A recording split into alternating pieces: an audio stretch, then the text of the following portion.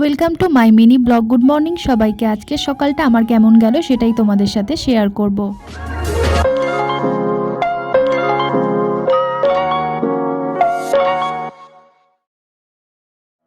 Good morning সবাইকে। সকাল থেকে কিন্তু বাইরে আজকে হেভি বৃষ্টি হচ্ছে, তার সাথে হট অ্যাপ্রিশ খেয়ে আমি আজকের দিনটা শুরু করলাম।